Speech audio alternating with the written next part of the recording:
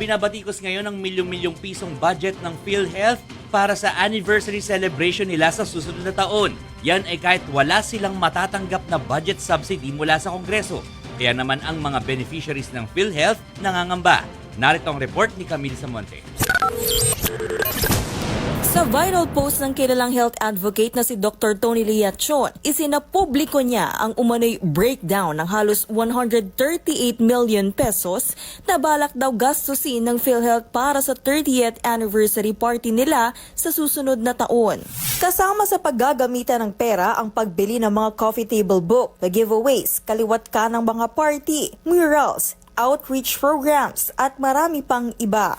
Hindi ibinigay ng BICAM ang hinihinging 74 billion pesos na subsidy ng state insurer sa susunod na taon. Pinagagalaw muna kasi sa kanila ang 600 billion pesos na reserve funds ng PhilHealth. Kaya banat ni Liachon, bakit kailangang garbuhan ang selebrasyon kung mas maraming kailangang pondahan sa susunod na taon? Celebrations are not important kung sakaling may ganitong klaseng problema when the people are suffering. Kung hindi natin sila na-call out ng attention, hindi nila yan pag-iisipan. Depensa naman ng PhilHealth, misinformed ang mga pahayag ni Liachon. Anila, proposal pa lang at hindi pa raw pinal ang breakdown na isinapubliko ng doktor.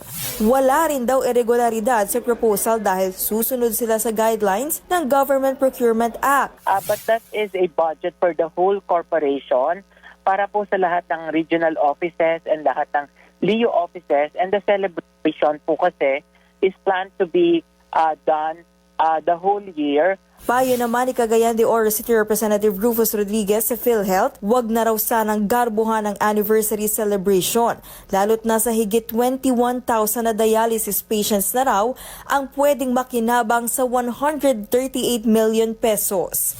Pagtitiyak naman ng Department of Health, walang dapat ikabahala ang mga benepisyaryo ng PhilHealth. Oras na matuloy na hindi ito mabigyan ng subsidiya ng gobyerno. Sapat pa rin ang pondo ng ahensya para mabayaran ang premium ng mga indirect contributors o mahihirap na benepisyaryo rin ng ahensya. Mga nananakot lang at nag-agitate yung nagsasabi mawawala ng benepisyo ang PhilHealth. Napakarami po ng pera ng gobyerno. Nagbabalita mula sa Frontline, Camille Samonte, News 5.